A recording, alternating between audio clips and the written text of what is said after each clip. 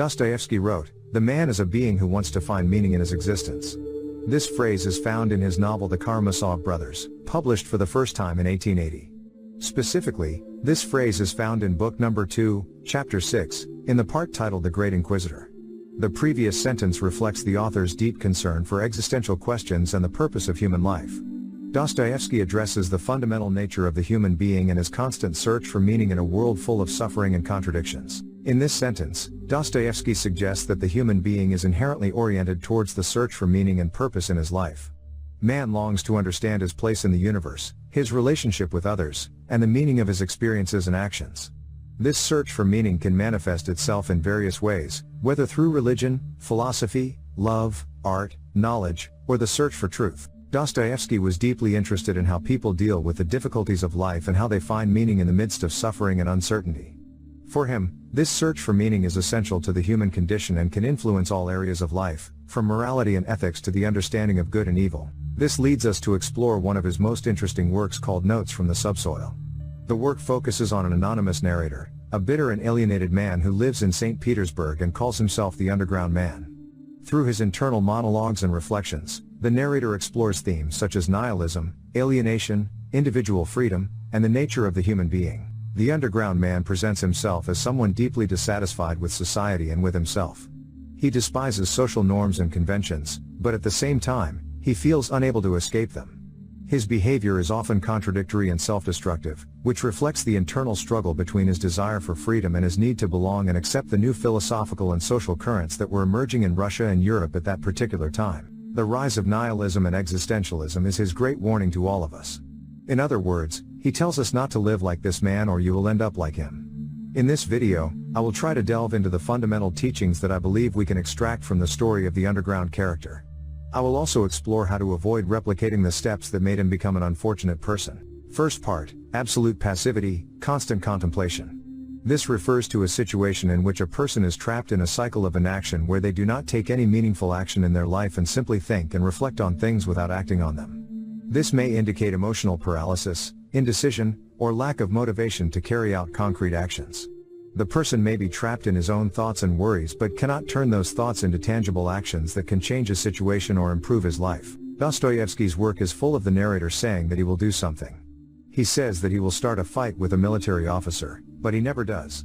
He wishes all kinds of spiteful and hateful misfortunes for the people around him, but he barely lifts a finger to make this happen. His internal monologue is mostly rumination, but his outward action shows no execution. This is one of the key components of his intense misery. The narrator divides the world into two types of people, those who act and those who think, and shows intense envy for the people who act. These people achieve things, they are virile, active, and they will stop at nothing to get their way, while the person who only thinks can conceive big ideas but ultimately goes nowhere. What matters are their ideas, and they cannot act on them. This inability to carry out their desire slowly eats away at the narrator and undermines his self-respect. His inner self is full of thoughts cursing himself for not acting and promising to act next time, fully knowing that when the time comes, he will never do it. I think many of us can relate to this feeling. How many times have you promised yourself or others that you will do something but then you have not kept your word? Socially speaking, we talk a lot about how we will carry out things, but when we do nothing, we lose self-respect. As this pattern intensifies, you will lose your self-respect and begin to see yourself as incapable of action. Like the Underground Man, this will lead you to a form of learned helplessness. There is a story from the book that is a particularly relevant example regarding what we are talking about. The narrator feels insulted by an acquaintance and swears that he will slap him in the face to restore his self-respect.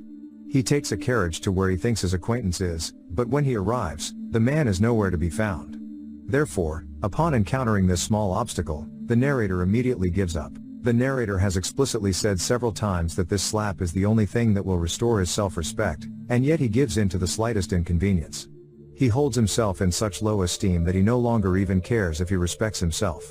Therefore, Dostoyevsky's warning to all of us here is the following: have faith, confidence, and self-respect.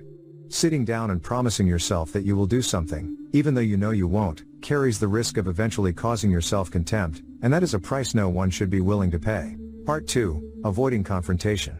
Dostoyevsky explored the psychological consequences and morals of evading challenges. He criticized the attitude of those who sought to avoid life's difficulties and responsibilities and argued that this led to an empty and purposeless existence.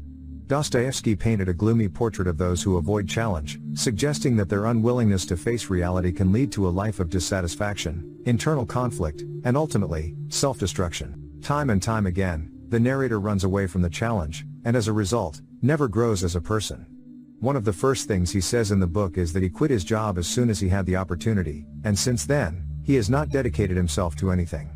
He has nothing to fill the void left by this lack of confrontation in his life, and this leads him to suffer.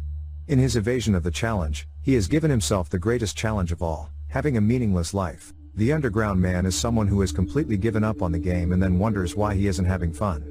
This attitude has both short and long-term consequences for the narrator.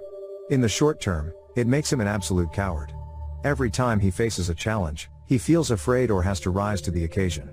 He vehemently avoids this situation, and as a result, never becomes braver. At various times, he describes how he wants to fight or challenge someone to a duel or somehow get in danger, but he never does. He is a victim of his own cowardice, and that cowardice has only arisen due to his continued withdrawal from any significant struggle in his life. One of the most interesting passages in the book is where the narrator, at one point in the work, finds himself with his former colleague Sov and his friends in a bar. Despite feeling deep resentment towards Burkov and his friends, the narrator feels unable to confront them directly due to his fear of rejection and humiliation.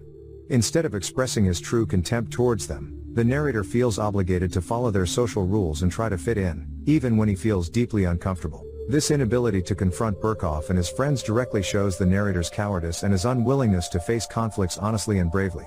Instead, he chooses to repress his true feelings and submits to social pressure, which only increases his own inner suffering. So think about your own life. What challenges are you avoiding? What things are you putting off that you want to do just for fear of rejection? Remember that the only thing that makes us brave is to act bravely, not to think that we are simply brave. Third part, avoiding commitment. It has often been said that the distinguishing characteristic of an adult is someone who can take responsibility for their own actions. There is a reason why we don't put kids in prison for hitting each other on the playground or threatening adults. We don't hold them responsible for those actions.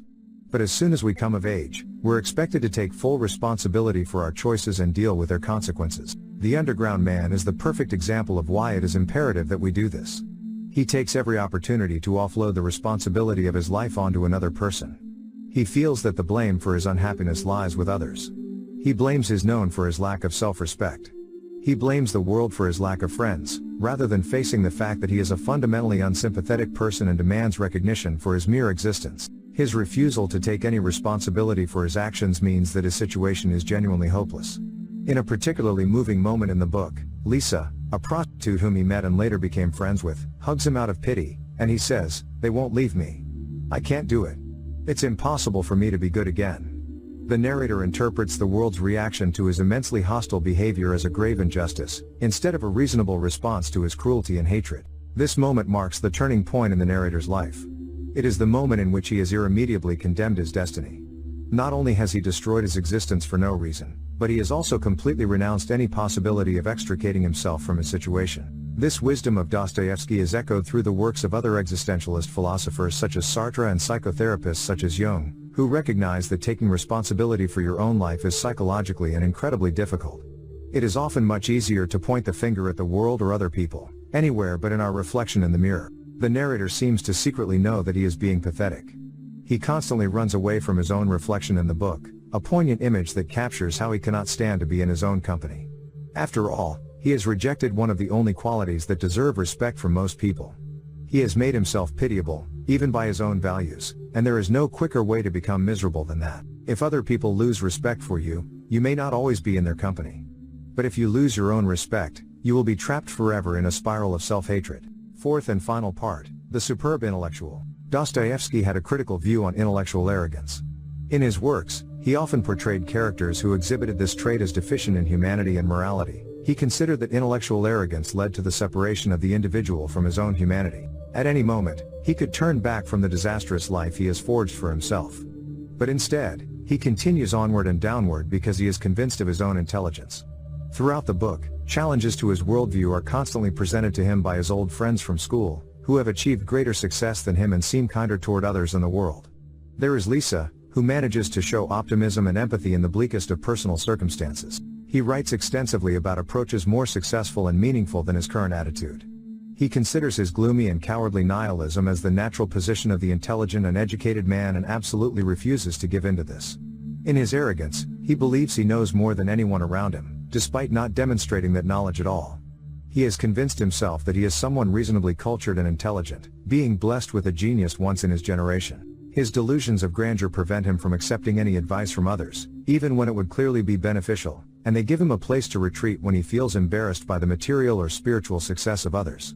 After all, he is too smart for society, so it is no wonder that he has found little success in it. I think Dostoyevsky is warning us here about a particular type of person that many of us are at risk of becoming.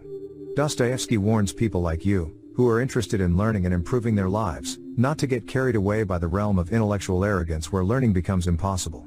In my opinion, this is one of the overlooked components of the narrator's character in the novel, his arrogant assumption that his path is the most intelligent. Anyone can be saved from a path of self-destruction as long as they have an open mind and are willing to learn new things, experiment with new perspectives, and continue developing as a person. The underground man has closed himself off to any type of evolution and has confined his character to being static and stagnant. And all because he believes he knows more than everyone else. According to Dostoyevsky, this is one of the worst misfortunes that a human being can face, that when we believe that we know everything, inescapably, we will not learn anything. To finish, I quote Dostoyevsky, "If you want to be respected by others, the best thing is to respect yourself. Only for that reason alone, the self-respect you have for yourself will inspire others to respect you."